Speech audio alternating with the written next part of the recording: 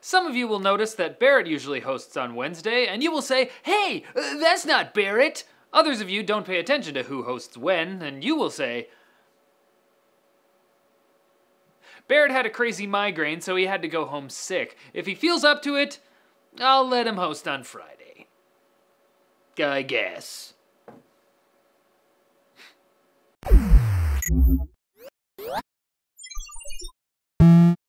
Oculus has again come under fire for its attempts to lock games into exclusivity agreements. The most recent kerfuffle came about after a Reddit post by a developer at Croteam. The dev wrote that their studio turned down a ton of money offered to them by Oculus in order to make Croteam's game, Serious Sam VR, a Rift exclusive. And of course the internet reacted negatively, as they have generally reacted to news of Oculus peddling exclusives. However, another Croteam member followed up in the same Reddit thread saying that Oculus did offer the studio money to complete the game in exchange for a timed exclusivity period on the Rift, after which they were free to publish on other platforms. Oculus has since responded by saying they offer money to developers to help them finish their games, which they might not be able to do otherwise. In return, they ask for either full or timed exclusivity, which certainly makes sense from a business standpoint. I mean, consoles have been doing that for years. The difference with VR is that A, you're dealing with PC gamers who view VR headsets as peripherals primarily, like a monitor, and you don't see monitor exclusives. And B, Oculus's only real competitor at this point, the HTC Vive, has no exclusives. So it's all particularly disappointing given Oculus founder Palmer Luckey's early comments about how the Oculus platform would be super open. What do you guys think? Is Oculus the bad guy here? Helping developers is good, right? Leave a comment. AMD has released the full specs for their Polaris 10 and 11 GPUs. The larger Polaris 10 has 36 compute units, meaning the RX 480 is the fully enabled version of that chip, while the 470 is a cut-down version. Polaris 11 has 16 compute units and is clearly meant for lower-tier desktop and notebook cards. Meanwhile, WCCF Tech claims to have gotten their hands on some benchmarks of the RX 480, showing it beating an R9 Nano and GTX 980 in 3D Mark.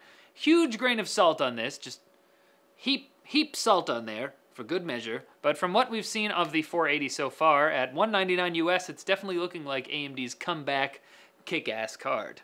And some net neutrality news, because we haven't talked about that in a while, in a long time. American ISPs have been fighting net neutrality rules since the FCC passed them a year ago, and yesterday the broadband industry lost their lawsuit attempting to get the rules overturned. But the ISPs really want to be able to throttle users' data speeds, so their lobby groups are apparently preparing to take their case to the Supreme Court and to Congress. And they won't stop fighting for their rights to make more money. It's discrimination is what it is. It's time for... Quick Bits! I see what you did there. It was quick, because you were zooming by, so it's Quick Bits. Hey, thanks for your submission. The rest of you send us a clip of yourself saying Quick Bits or Lightning Round or Snippy Snippets or shorter news stories said more quickly than the others, that's Barrett's, to get featured. An Intel timeline has leaked showing the company's Optane SSDs planned for release by the end of this year. They'll use the upcoming 3D X-Point memory technology, which claims to be 1,000 times faster than traditional NAND flash, but no one can tell when 3D X-Point is exaggerating. He's like a stone wall. Monome, the company behind the Runcible, the very strange circular phone, has announced the consumer-ready device is now up for pre-order. It's designed to help you disconnect from the constant call of the internet, but wouldn't that work better without any phone at all? Music streaming service Rhapsody has officially changed its public-facing name to Napster, which it bought in 2011 because all the young kids remember Napster. This actually happened a couple days ago, but it got buried beneath all the E3 news. Razer released an updated version of their open-source VR headset, the Hacker Development Kit 2, with specs comparable to the Rift and Vive, all for $399. And the Xbox One S, announced earlier this week, does not have a Kinect port. You can still use a Kinect if you have a USB adapter, but I'm guessing most people won't weep for its loss anyways. News sources for all of today's stories can be found in the forum post linked in the description. Come on everybody, let's get right into the news! Except we already did all the news. News is over. Central Pack.